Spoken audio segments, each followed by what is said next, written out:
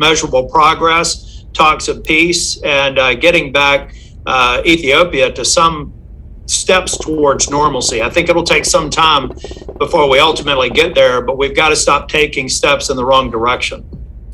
Well, you make a very good point, Senator Tillis, and I'd like to ask Senator Coons about this. That point about sanctioning the Prime Minister, what has been notable is that the US has sanctioned high-level Eritrean officials, including the head of the Eritrean army. There have been no sanctions to date on high-level Ethiopian officials. And I can see your point about that tension between calling out atrocities and leaving space for the walk towards peace. But you were there in March. You expressed your disappointment publicly in Prime Minister Abe in April. We are now moving towards the end of November. When should we expect to see substantive US action against high-level Ethiopian officials? Well, Nima, my engagement with Prime Minister Abe goes back actually just over a year. I called him and spoke with him directly right before he launched the military offensive in Tigray in response to provocative acts by the TPLF. To be fair, the initial attacks came from the TPLF onto federal military facilities, and he was preparing for what his generals had told him would be a brief police action, just a matter of a few weeks. And I reminded him that in much of my own country's history and other countries' history, there are examples, whether August of 1914, in the beginning of the First World War, or in the fall of 1861, in the beginning of the United States American Civil War, generals on both sides said those conflicts would last just a few weeks, that they would be quick, they would be easy, and there would be a decisive victory. And instead, they dragged on for years and cost millions of lives and caused widespread destruction. I urged the Prime Minister to step back from conflict and to take the path of compromise. He, of course, rejected that advice. I traveled, as you referenced, earlier this year as a personal representative of President Biden to hand deliver a letter from President Biden to the Prime Minister. We met for 5 hours over 2 days. He is a very charismatic and engaging person. I heard him out. I listened to his perspective. I gave him my perspective. We went back and forth a great deal. And ultimately, he made a number of pledges and initially kept some of them. He traveled to Eritrea and asked for Eritrean troops to be removed. He allowed initially some access for humanitarian organizations to Tigray and allowed a human rights investigation to proceed. But not very long thereafter, I think it was in April, began reversing or failing to take any further steps on those actions. And now, as you put it, Nima, here we are in November. A group of us, a bipartisan group of us in the Senate, are co-sponsoring legislation that would take even tougher, even stronger steps. I do not speak for the administration, but my strong hunch is that they are hesitating to impose personal sanctions on Prime Minister Abe simply because they are still hoping that there might yet be a window for compromise. My friend, the president of Kenya, Uhuru Kenyatta, just visited with Prime Minister Abe, I think it was yesterday, in what is one of a series of high-level efforts by heads of state, by former Nobel Prize winners, by internationally renowned leaders, both African and from other parts of the world. We are trying and trying to see if we can persuade both sides to put down their arms and negotiate before this becomes another Yugoslavia, a federal republic that becomes bitterly and brokenly divided along ethnic lines. Do you agree, though, that, I mean, I know you both know this, so just for those watching, as a reminder, 400,000 people in Tigray are in famine. 2 million more are on the brink of famine, but given what little data we have because of the Ethiopian government's intentional suppression of the data around malnutrition, probably those numbers are incredibly conservative. We could already have reached over 1 million people in famine. I think what I'm struggling with, and a lot of people who get in touch with us in the aftermath of our pieces are struggling with, is that at what point does the global community acknowledge that that it is failing to the current methodology being used is failing, that people are going to bed hungry and often not waking up. That's a very difficult thing to have to reckon with, but at what point does the US administration and Congress decide that this just isn't working? What we're trying to do now isn't working? Senator Tillis, if you'd like to answer first, and then Senator Coons. Yeah, I think, when you asked Senator Coons about the administration action, I think it's important. We've got three branches of government here. Two of them make administrative policies, legislative decisions. That's why I think the Ethiopia Peace and Democracy Promotion Act, which was introduced by Senators Menendez, Risch, Coons, I'm a co-sponsor, we need to move it through. I think that we need to reach out to our Western allies and say, look, there are a lot of things, to Senator Coons' point, promises that were made that were kept briefly, some were never fulfilled, almost all of them have been broken now. Let's get back on track for making positive progress. But we have an immediate crisis where people are dying every day. And that requires world pressure to get into Ethiopia and provide some relief. We're not going to save them all. Sadly, many are going to die, but we can save so many if we can just get the right kinds of concessions to get in there and safely deliver them food and water while we try to fix the bigger problem. The bigger problem, or the longer term problem, I should say. But the big problem is the death and genocide that's occurring inside Ethiopia right now. And I think we should use every device, including actions by Congress, to make progress quickly. So potentially we could see Congress as a co-equal branch of government stepping out ahead of the administration. Is that what you're saying, Senator Tillis? Well, we always like to think that Congress is a co-equal branch. But what I think we're doing, too, is giving the administration also the very clear indication that we back efforts to improve the situation. And we're sending a very clear message to parliaments across the world that we feel that they should do the same. So I think when we speak with one voice on issues like this, it has an impact around the world, and most importantly, could have a positive impact in Ethiopia. I have to apologize. I have been abusing moderator privileges. So Senator Coons, I am going to put to you a question from the actual audience and not me. This is an excellent one from Bezu Gebru. How do we hold those accountable for the atrocities committed in Tigray accountable without inadvertently vilifying an entire ethno-linguistic group, the Amhara? And that's an excellent question, and one that we have seen the ramifications in other post-conflict situations when we have failed to do exactly that. What would your answer be, Senator Coons? Well, that's the challenge of holding combatants accountable for human rights violations in every complex conflict. We have an opportunity here to reinforce international norms, human rights standards, rule of law by holding accountable those units and commanders, those militia, and those operators, whether Eritrean, Amhara, Tigrayan, ENDF, for documented and demonstrated gross human rights violations. It is going to be very difficult to deliver on accountability in the middle of a war. But lots of the incidents that have happened so far have been thoroughly documented. There's recordings, there's documentation. Both the Ethiopian Human Rights Commission and the UN Human Rights Commission, among many other NGOs and advocacy organizations, are documenting what is happening. The steps taken by the Ethiopian government to cut off access by journalists such as yourself, by international NGOs, is a significant and very concerning development.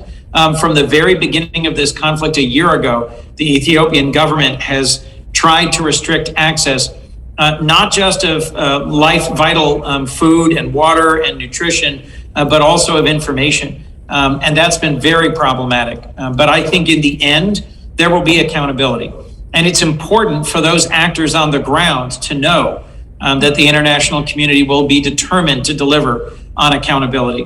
One last thing, if I might, Nima, the most recent visit I made to the region was actually to a refugee camp on the very easternmost border of Sudan, where I met with whole groups of Tigrayan, mostly Tigrayans, but of Ethiopians who had fled the region and spoke about just horrific scenes of forced expulsion, of gang rape, of murder, and of other abuse. that had clearly traumatized them. I think it's important that world leaders, that NGOs, that organizations, both academic and journalistic, be engaged, remain engaged in witnessing to and documenting the abuses that are happening, and that senators like Tom Tillis and myself and other parliamentary and elected leaders around the world continue pressing for access to Tigray to provide the life-saving relief that we can and should deliver. And also, I think it's important to mention, off of your point, the mass intimidation and smear campaigns that are being waged against journalists and activists, incredibly brave journalists inside the country who continue to get out as much information as they can. So that's a very good point. For Senator Tillis, from Darren Cochran at Bread for the World, which I think is an organization you're involved with, Senator Coons. We have seen countless atrocities perpetrated by both sides of this conflict, including the widespread weaponization of food that has put 400,000, as we've discussed, at extreme risk of famine. With millions on the edge, what can the US do to further place pressure on both sides of this conflict to end the obstacles that have been placed to stop the transport of vital aid? And I know we've spoken a little bit about this, but he specifically wants to know, what can the Senate do and what should the administration be doing right now? Well, I think it goes back, thanks for the question, Darren. I think it goes back to what I said earlier. Moving legislation out of both chambers of Congress is very important, impactful. The plain letter of the legislation will provide the president with additional tools. But I think we send a message to Ethiopia and to many of our partners and allies that we all have to marshal resources. But just think about how bad the situation in Ethiopia must be to prompt the leader of that nation to limit access. He's obviously weaponized food and water. But I've got to imagine that most of what we're talking about is understated. If it's not, then why would the prime minister have any problem with letting the press come in, letting NGOs come in, make it clear that he's not starving people to death as a strategy of war? So I think we have to talk in these blunt terms. I think that Senator Coons is a little bit more diplomatic than I am, but he also speaks in strong terms with respect to Ethiopia. But I think we have to speak truth to the world population and do everything that we can and use every device, like I said earlier, diplomatic and economic, to bring pressure on that administration to help us help the people of Ethiopia. Last question to you both, and I'm going to take back my moderator privileges. And just briefly, my question is, much of what have been the obstacles that have been thrown up in the face of a united, multilateral, global approach to the situation in Ethiopia have come out of the UN Security Council. We've seen Russia and China and other African and Arab state allies block any censure, and for a while block even any open door meetings. Is this the future? I mean, should we be worried that the future is that any time the US or the global community attempts to move on its issues that are so heartbreakingly important, are we going to have to attempt to navigate a broken global system? Senator Coons? That's a real risk that we face. Frankly, some of the global infrastructure around enforcing shared standards about human rights, whether it's the UN Security Council or the International Criminal Court, whether it's the ways in which journalists are able to move freely, or the potential benefits of social media to document and inform. There are ways in which all four of those have been challenged in recent years, have become less effective, less broad in their reach. We have, as you know, members of the UN Security Council, permanent members, who are very resistant to any criticism of their domestic internal affairs by the world community or by the United States. And I think that has made it even harder for us to have the kind of consensus around a declaration of genocide or around an intervention by UN agencies that are dedicated to providing food relief, for example, because we don't have a consensus among the P5 members of the UN Security Council. And Nima, I don't think we'll get it from some of those who have objected so far. So we do have to figure out a way to work around it. I mean, let's face it, they have interest in Africa. They have their own long list of human rights abuses. And I think there are a number of different factors that are going to prevent us from getting it through what I would call regular order through the UN. So now what we have to do is figure out how to do it in spite of them. And we have to do it in spite of them because lives are hanging in the balance. Unfortunately, what President Bush found on Darfur when it was that he had to issue a domestic genocide designation to be able to circumnavigate. So it feels like the US, unfortunately, is going to have to come to a path of making some hard decisions, or at least the US administration. I am so grateful to you both. Thank you so much to Senator Coons and Senator Tillis. Both of you have been so generous with your time. We are incredibly grateful to you both. Thank you, Nima. Thank you, David. And thank you again, Tom. It is an honor to have some very small role to play here in the U.S. Senate in fighting for and advocating for human rights. But those who are watching, those who participate, those who are advocates, I'd urge you to stay engaged, to keep your voice strong, and to be effective advocates for a global standard to which we will hold countries of all the United States, Ethiopia, and many others for how we treat our citizens and for how we conduct ourselves in the world. Yeah, and Nima and David, thank you. David, thank you for your work on behalf of Yale. And thanks to all the people who are watching this, because you too can play a very important role in really increasing the awareness of what's going on there and the need to act immediately. So thank you all for hosting this event. Hopefully at some point in the future we'll be in the same room together, but God bless you and thank you so much for your work. Thank you both so much. Now, in part due to what appears to have been a concerted campaign to intimidate potential participants in this event, the second part of the event will now feature a conversation between myself and David Simon. David?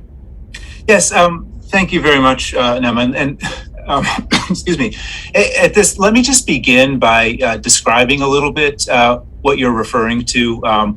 We've been planning this event for over 6 months as we watched the tragedy in Ethiopia unfold and as it's taken several turns over the course of that time.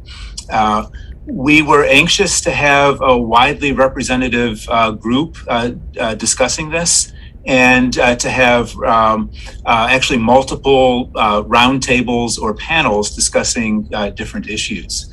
What we found as the date got closer was that first on our effort to have representation outside of the U.S. and Europe was that that potential participants either were strongly supportive of one side or the other, were in sort of slightly crass terms partisan.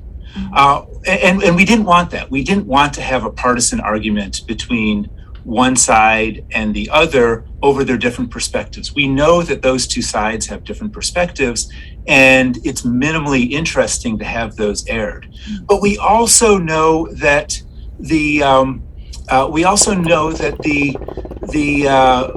there's a large group of people in the middle who are not partisans of the government, who are not TPLF partisans, who were who see the state of violence in their country, view it with chagrin and fear and a sense of foreboding, and that those were people that we wanted to hear from. Unfortunately, those that we approached to appear in this event felt that their own security, their own safety would be potentially jeopardized by doing so. And in a decision that we could only respect, they declined our invitations. We regret that. We wish that they could be on there, but we also have to acknowledge the circumstances why that came about. And if I could add to that, there's also, obviously, we had plans for, non-Ethiopians to appear in the panel. But here too as well, there appears to have been a campaign of some sort of, we might call it intimidation, but a targeted email and social media campaign to try to get people not to participate in this conference.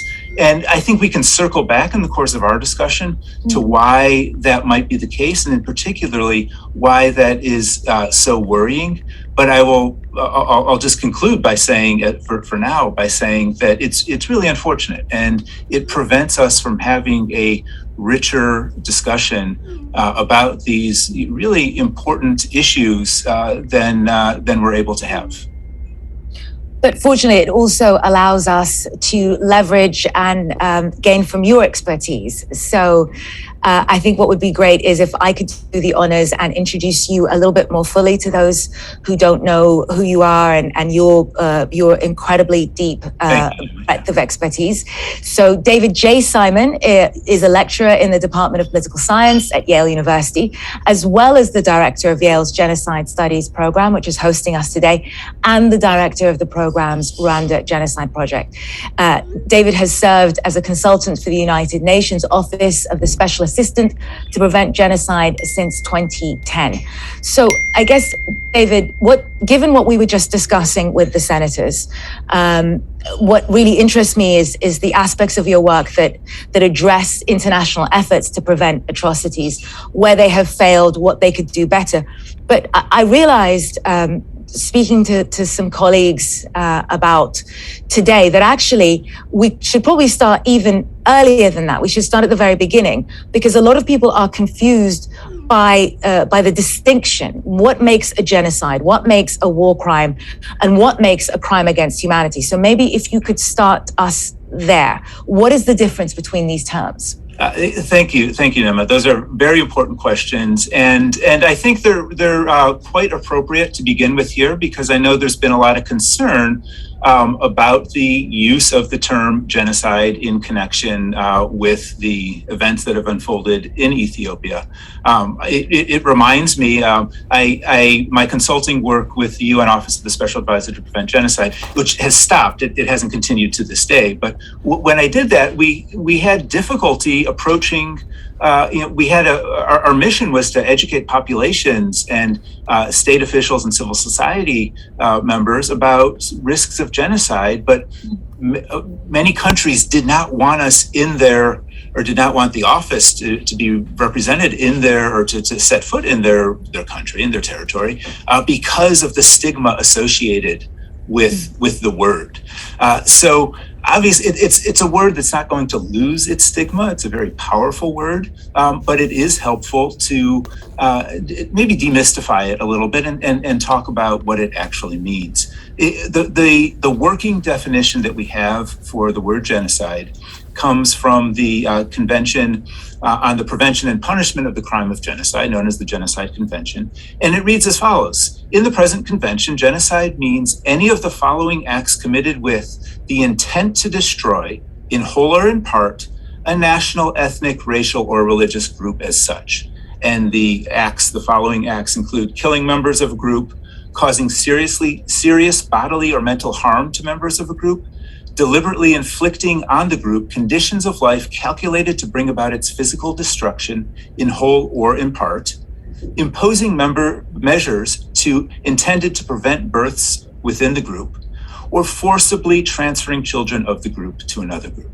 So that's the definition that we have to work with. And anytime that we're looking at a situation, and here in the Genocide Studies Program, we don't have the power to declare something a genocide or not a genocide. In fact, I would say our sort of approach is in analyzing situations is to try to understand whether some elements of that crime as codified exists in a given case, and more importantly, perhaps, whether there is a risk of such elements. To the second part of the question that you asked me, what's the difference between genocide and war crimes and crimes against humanity? It's an excellent question. War crimes are defined in various places, but you can think of them as typically crimes committed against non-military targets in times of war. Thus, they're war crimes. They could be cultural iconography. They can be civilian populations, but to target them constitutes a war crime in the course of war. Crimes against humanity is a much, much larger category, and sometimes it's sort of treated as genocide's sort of younger sibling, where it's sort of less meaningful to be accused or convicted of genocide, of crimes against humanity as compared to genocide. I think that's not necessarily the case. Many of the elements of crimes against humanity are different types of crimes against humanity, for example, persecution, are every bit as appalling, horrifying as genocide itself. And I'm pretty sure that the victim of, say, a mass bombing or a mass casualty event inflicted by by some perpetrator doesn't really care whether or not it's genocide or crime against humanity. Technically in the definition, the words that jump out in terms of making the difference between the two is intent to destroy. In a court of law, the International Criminal Court, most notably or presumably, for a finding of genocide against an individual who has been accused of genocide, that intent that would need to be shown or need to be demonstrated. I think a really important point, which is often discussed, is the use of weaponized rape in genocide. I think often there is some confusion about whether weaponized rape could be considered as part of genocide. But going back to that point around the intent to destroy in whole or part, if you are targeting specifically and raping women with, as we have heard victims describe in Tigray, and we also had victims describe, for example, in Darfur, the intent to cleanse the bloodline, then weaponized rape would move from crimes against humanity into genocide, correct? That's correct. That is correct, and it's also been found by two different courts of law that were charged with assessing crimes according to international law, including the Genocide Convention. And these are the International Criminal Tribunal for the former Yugoslavia, the ICTY, and the International Criminal Tribunal for Rwanda, the ICTR, both of which have essentially closed up shop. But they both, in the course of their investigations and trials, convicted people for either executing or commanding the crime of rape as an element or as a component of a larger crime of genocide. So there is existing case law that backs up what I think you've well stated as a compelling theory. So given your experience looking into other genocides, it's an extraordinary, but I imagine very difficult academic sphere. My question is there a sense that what we're seeing in Ethiopia, is there anything that you have previously seen in other contexts like Rwanda or Yugoslavia that is analogous? Are there situations where you can see that this beat matches what we saw on the march towards atrocities or the march towards, I know we speak about genocidal rhetoric, but are there other analogous situations that you're now seeing in Rwanda, for instance?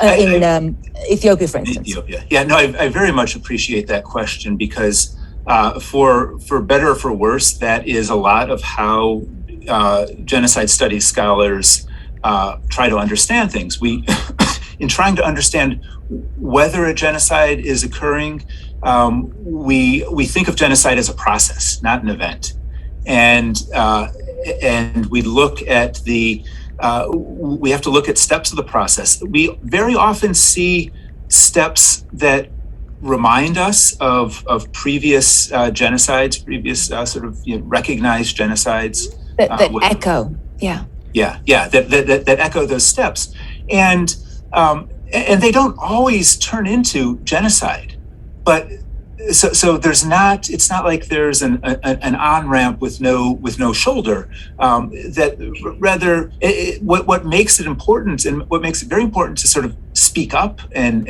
analyze and hold events and step in and talk about this is that when you see some signs of a potential genocide happening, something that evokes or echoes previous instances, that's absolutely the time to say, hey, this worries me. This is something that we need to act now, because the worst thing we can do is act when it's too late.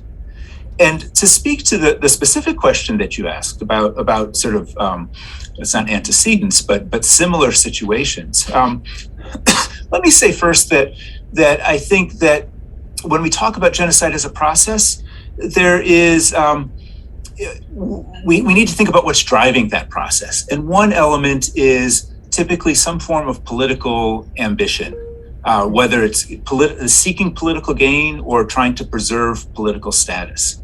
A second element is the erosion of moderation, the erosion of a group in the middle that can say, we reject that extremism. We reject approaches that target communities within our larger civic public.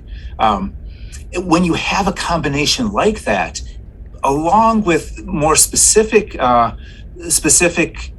indicators like the weaponization of identity, the spread of armed groups, the arming of citizens, that sort of combination has been at the heart of the process that has culminated in genocide in many earlier examples. So you mentioned Rwanda, and I by no means want to make a parallel that says what's happening in Ethiopia is equivalent to Rwanda and we should treat it as such. What I do think is worth examining is how the run-up to genocide, the events that led to genocide in Rwanda, are being echoed in worrying ways, not irrevocable or completely intractable ways, I hope, but in frightening ways by what's going on in Ethiopia. And all of those things that I mentioned before, all of those procedural elements, the sort of winner-take-all need for power, the loss of space for moderation that we've already talked about at the top of the segment of the panel, and the spread of arms, the arming of citizens, and the weaponization of identity. All those elements are there, and they're all in a frightening way. From a genocide studies standpoint, from someone who's motivated by a desire to prevent genocides, I think reacting to those and quickly is of the utmost importance. Well, I mean, some of those echoes are pretty distinct. They're very clear cut. I mean, for instance, the volunteer vigilante groups pointing out individuals of Tigrayan identity for them to be picked up by the police. We saw that in Rwanda as well. Right, with Tutsi identity in particular. Now, one big difference between Rwanda and Ethiopia that's worth bearing in mind and complicates matters in Ethiopia is that in Rwanda, Hutus and Tutsis were generally integrated, living in the same areas throughout the country. Now, I know in Addis that there is quite a bit of integration of, say, Amhara and Tigrayan populations, but also in the respective provinces, there is a greater concentration of Tigrayans in Tigray and Amharans in Amhara. There is, in that standpoint, a risk of in the Ethiopian context, where you have concentrations of populations, and this now echoes Yugoslavia, perhaps, as it broke up, a kind of mutual targeting where minorities within an area, and that could be people from a majority group nationally in a minority province who are minorities within that province, they are also at risk of what may be, the word genocide may apply. So that sort of, and in fact, one thing that we have seen is sort of a tit-for-tat approach to rhetoric and allegations and violence against civilians, where Tigrayans in Amhara have been targeted, and then Amharans in Tigray have been targeted. And of course, that is I spoke earlier of the weaponization of identity. That's a fairly, unfortunately, advanced version of that weaponization that's quite worrisome. How does social media further complicate this? Because ethnically motivated wars are always information wars, yes. Predating social media. As you described so eloquently, it is the competing narratives between this sense that these minorities cannot, or these groupings cannot coexist without there being an existential cost for either side. So I'm wondering, this will be the first of these ethnic conflicts that we're seeing play out in a social media fluent world. And you spoke a little bit about the perceived targeting and the perceived intimidation for the panelists who are due to attend today's event. How much do you think social media is exacerbating this reality? Yeah, I can't speak to the experience of the would have been panelists whose presence we miss here, but I do know that you're absolutely right. I think you've pinpointed one of the concerns of the dynamics, the trajectories of mass violence in today's world. That social media can polarize societies, and in particular, it can do so on identity-based grounds, ethnic grounds, religious grounds, in different areas. The violence in the persecution of the Rohingya in Myanmar, social media played a very large portion there, resulting in what is arguably constituted genocide against that group. The way it typically works is that social media enables people to tweet or post accusatory content, hate speech, content that castigates or otherwise blames another group for either a specific event or generically for the ills in society. Many social media platforms then use algorithms to essentially to favor, knowing that those types of messages are incendiary but likely to go viral and likely high engagement. Yeah, exactly. They incentivize engagement, and the people who are better at the more incendiary posts are going to get more engagement. And somewhere down the line, that means people who didn't seek out this type of polarization and extremism are going to find it coming to them.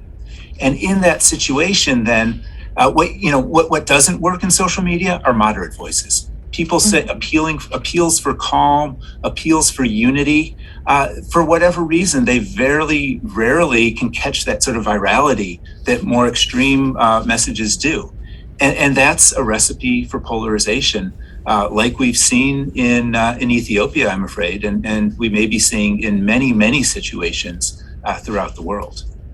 Well, I was going to say, as you were describing that, it sounded like the radicalization of the January 6th insurrectionists, or the radicalization of some of the more virulent anti-vaxxers here in the UK or in Europe, or pro-Brexiteers.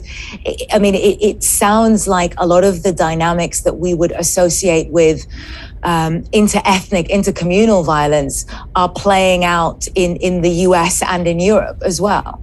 Yeah, I mean, I agree with that. Without, let me be clear, there's no implication in what you said or in my agreement with that anti-vax sentiment or pro-Brexiteering is genocidal. Yes, of course not. But yeah, it favors, in all of these events, there's something that favors the extreme, and effectively, algorithmically perhaps discriminates against the moderate. And my shtick, as it were, when I was my take-home point when I participated in these UN workshops in the past decade was that really the key sort of preventative tool, the best prevention against genocide, as far as I can tell empirically, globally, is a robust, empowered, moderate middle that rejects extremist appeals. And unfortunately, social media works in the exact opposite direction. Doesn't mean it causes genocide everywhere, but the dynamics can play right into the hands of those that do seek to mobilize sort of genocidal turns.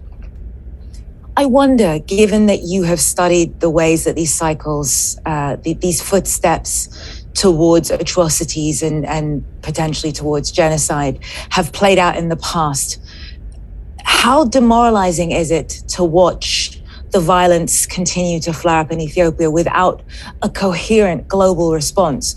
Ethiopia has, for the last 5 years or so, been on the Holocaust Memorial Museum's watch list in terms of concerns around intercommunal violence. It has, Senator Coons just mentioned that as early as the end of last year, that when we saw him publicly speak with Prime Minister Abe, that was months after he first started engaging on this. And yet here we still are. Does it feel like the global community fails to learn the lessons of each subsequent atrocity and each subsequent genocide? Unfortunately, I think that's an accurate take. I would say to some extent, thinking of the lessons of the genocide against the Tutsi in Rwanda in particular, that there were some valuable lessons learned, and including by the genocide scholar community and the genocide, we'll call it the watchdog community, the USHMM, whom you mentioned, other civil society organizations said, hey, we've got to pay a lot more attention to what's going on in the world so that we can detect situations early, we can detect risks, and we can try to prevent risks from risky situations from spiraling out of control. What hasn't really changed is the international global order that, if you will, permits these things to happen. This was something that Senator Tillis brought up in his one of his later comments in the conversation earlier. And he was referring to the Security Council, where for the UN, the whole UN, to do something in terms of whether it's sanctions or, heaven forbid, an intervention, or sending peacekeepers, authorizing a peacekeeping force, ideally with the consent of the parties involved, but sometimes without the consent. All of that to happen requires a Security Council resolution.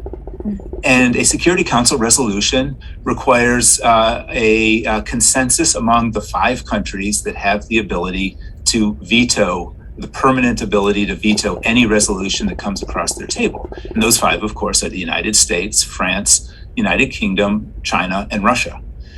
What we've been seeing in many situations over the last 2 decades is that there's always at least, even with a renewed commitment on paper, in speeches by the Secretaries General of the United Nations over time, to embrace a responsibility to protect vulnerable populations.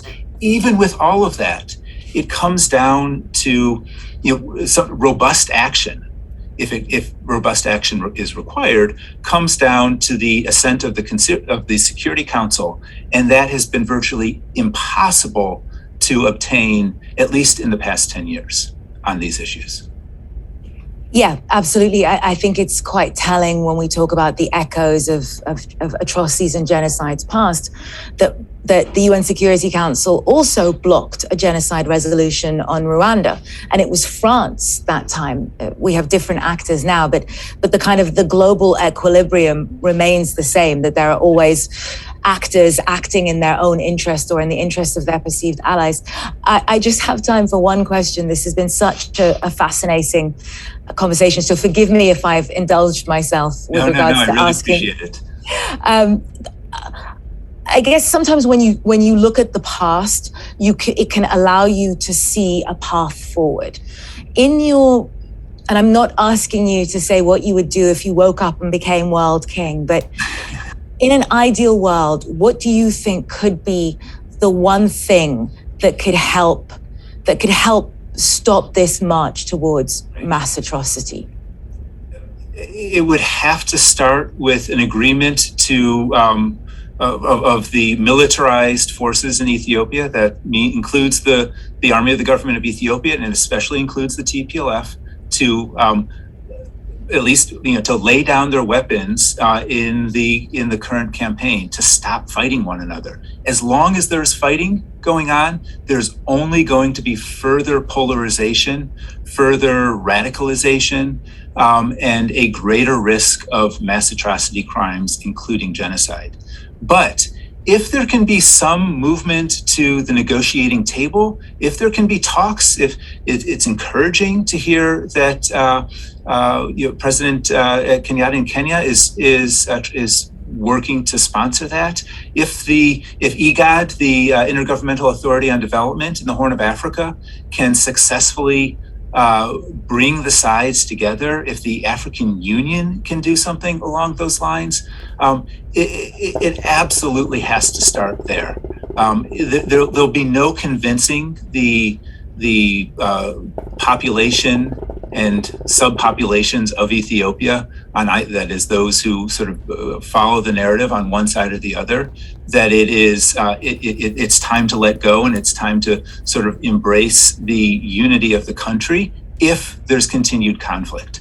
So that threat of war, which is in many times over the past 12 months been very active war and active violence and occupation of villages by both sides in different areas, that has to stop. And that is what might, I know it's a cliche, but give peace a chance in this particular situation. So going back to the conversation with Senator Coons and Senator Tillis regarding the hard choices facing the US to get the Ethiopian government and the Tigrayan and allied forces to the table, your advice would be do the hard thing, do what it takes to get them to the table, because that's the only chance.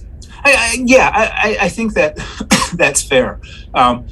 Getting to the table is, there's a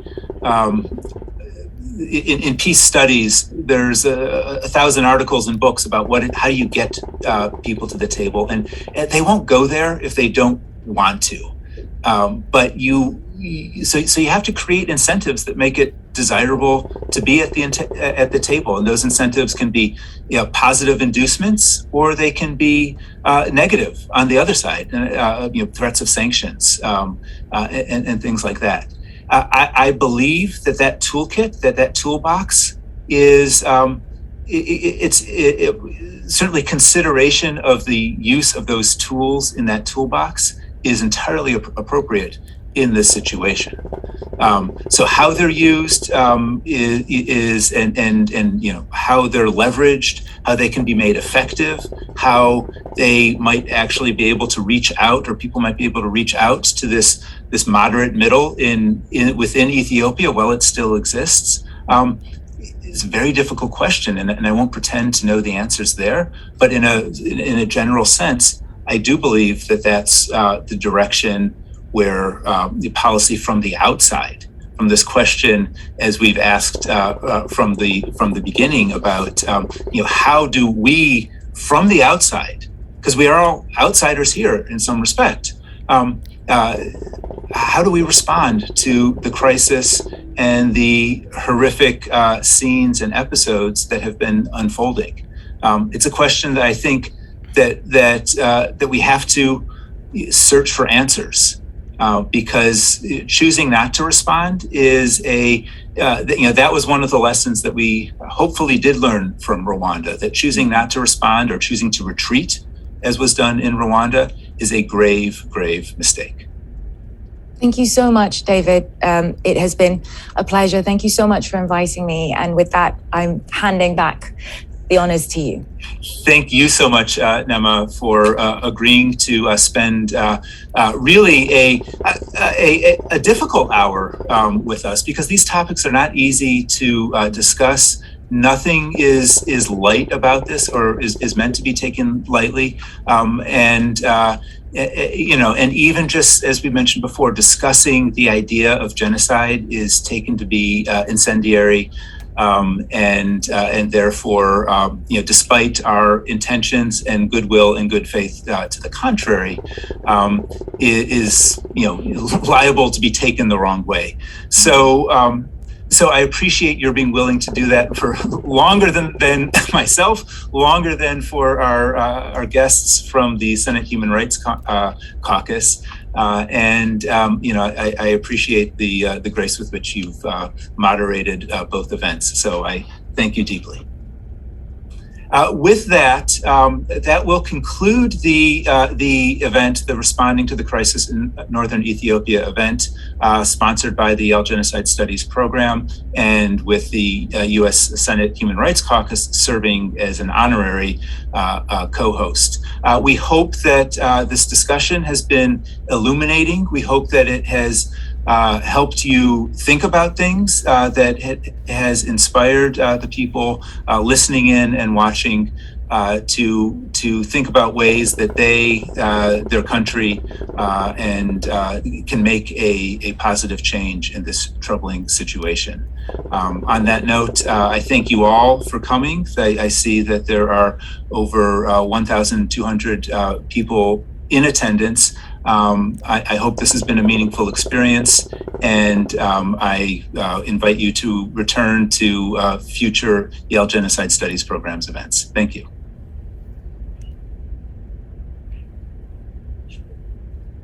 Recording stopped.